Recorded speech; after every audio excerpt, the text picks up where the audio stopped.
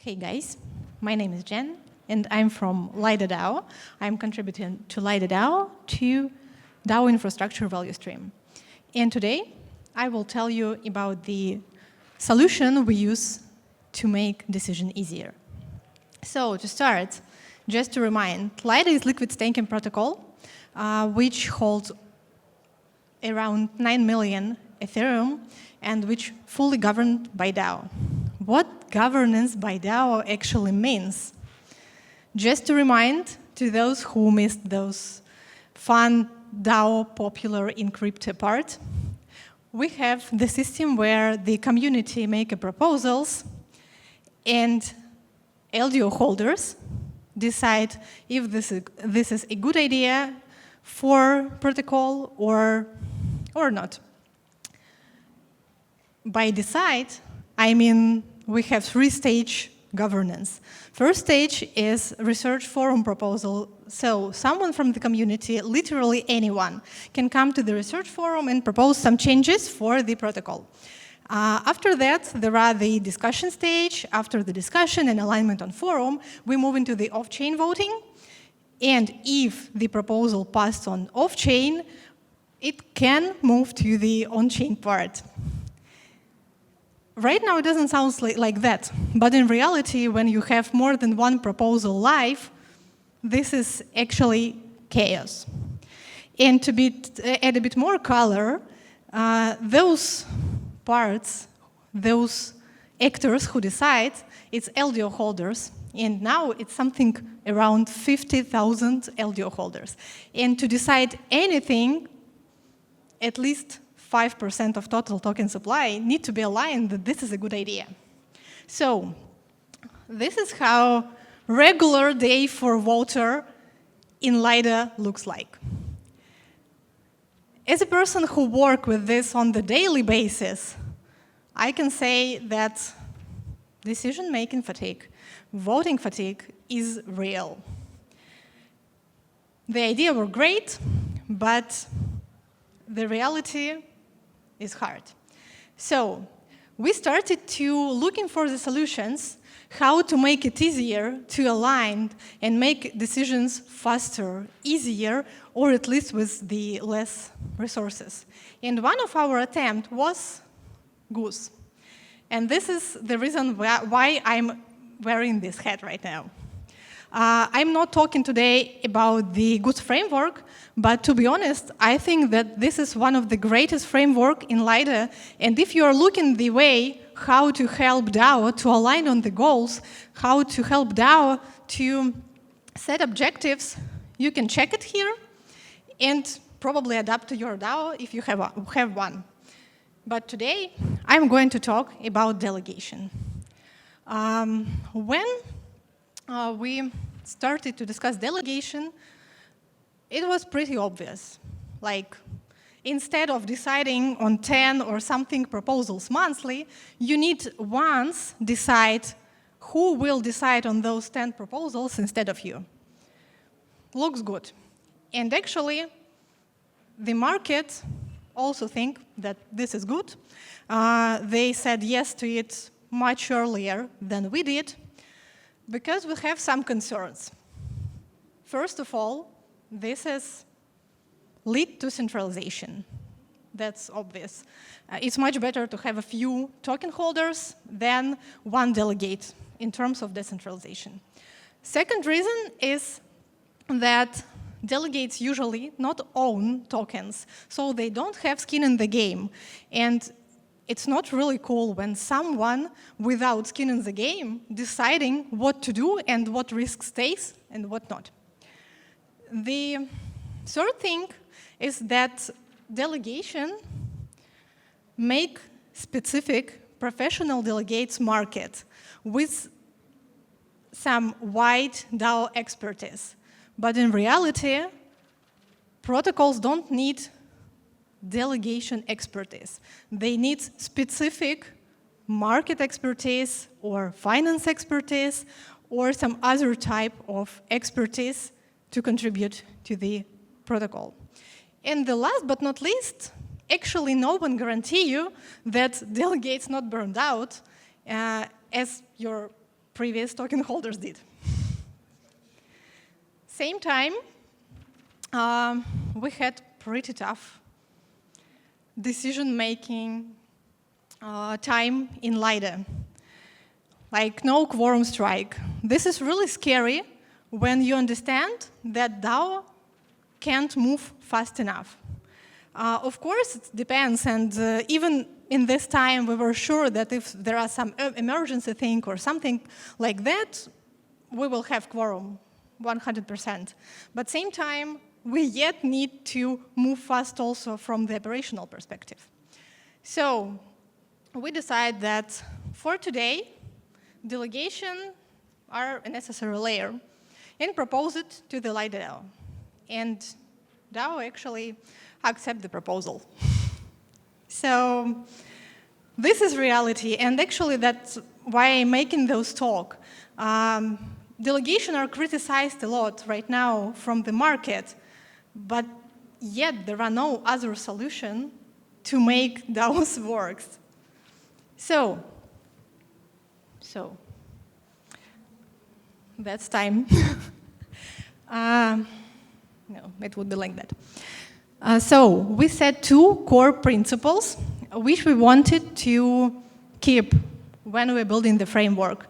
First one is that token holders need to be yet owners of their token, no matter what.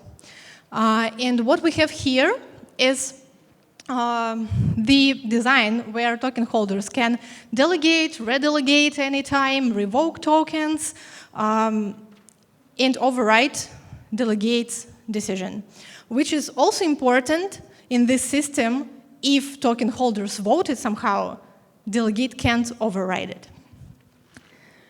And second principle, we don't want to have delegates instead of governance. We don't want it delegates who take over the governance. It was really important to us to save token holders who are participated yet active.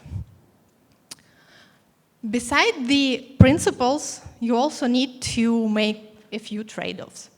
That's what we did. First one is expertise versus open access. As a DAO, you want to make it possible to everyone to participate in your delegation program. But same time, to make sure that delegates will have delegations from token holders who actually have real skin in the game, you need to attract knowledgeable, reputable delegates. And when we built it, we made basic open framework. Everyone can participate, but same time, we incentivize and show in UI promoting only those who have visible amount of LDO delegated and have a track record. Second is stable participation versus cost efficiency. As you understand, governance isn't easy. And if you want stable participation, you need to add some incentives to stay with you, to learn with you, to evolve with the protocol. But same time, paying everyone for everything, unsustainable. So we have an incentivization program where if you attract visible amount of LDO, right now it's 1 million, which is actually not a lot, 0.1% of quorum. And if you participate during the quarter, you will be incentivized. But same time, we are not paying to everyone for just activity. And the third one is signal versus noise. It's really important just to build it the way that delegates have no pressure to comment on everything, because any DAO have proposals which are obvious.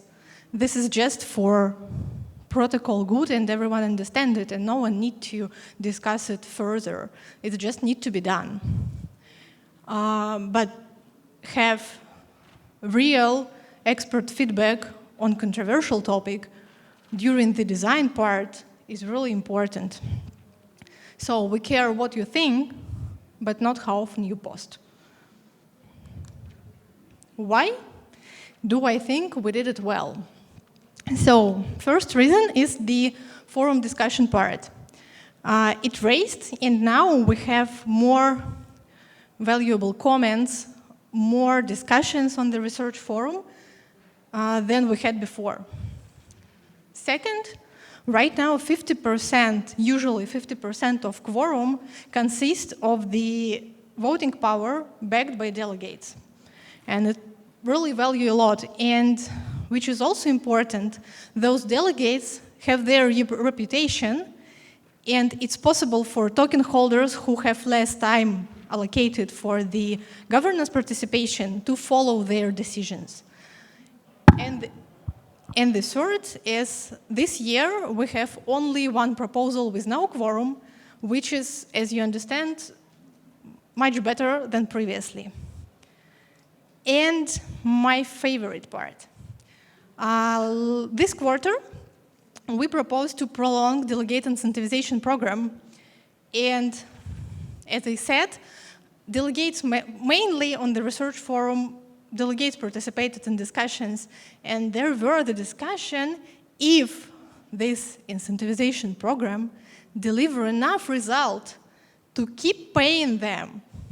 And that's actually a really great sign that we achieved the possibility not just to attract great delegates, but also build something which is work as we wanted.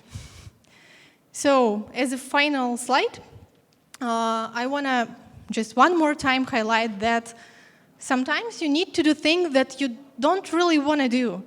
But governance, it's not for perfection, but for just be able to work. So, thank you.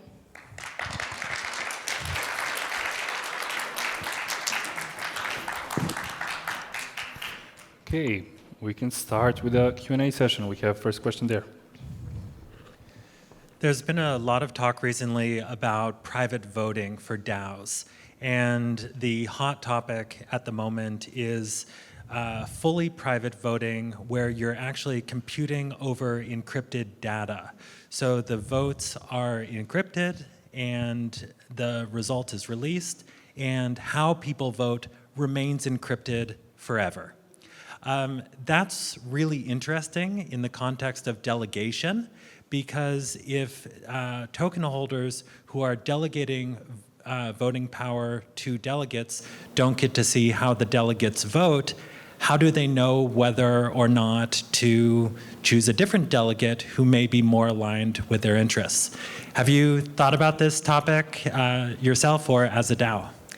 As a DAO, I think I can say if the DAO actually can think in. We don't have any proposals regarding it.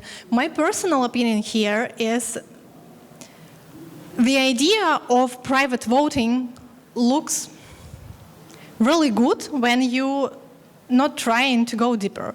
But when you try to go deeper, you understand that it's hard to facilitate vote when you don't know how actually, if it's already somewhere close to quorum or in the middle or what's happening overall. If you know these numbers, it's really easy to track who voted anyway. And also, I think that, the problem that token holders can't understand how their delegate votes also exists. I don't think that this is the main one for the anonymity in voting. I don't think that this is the main one. But but if token holders will want it, they vote it for, and let's see what's happened. That's how DAO works. Okay, do we have any more on the right side? Yeah.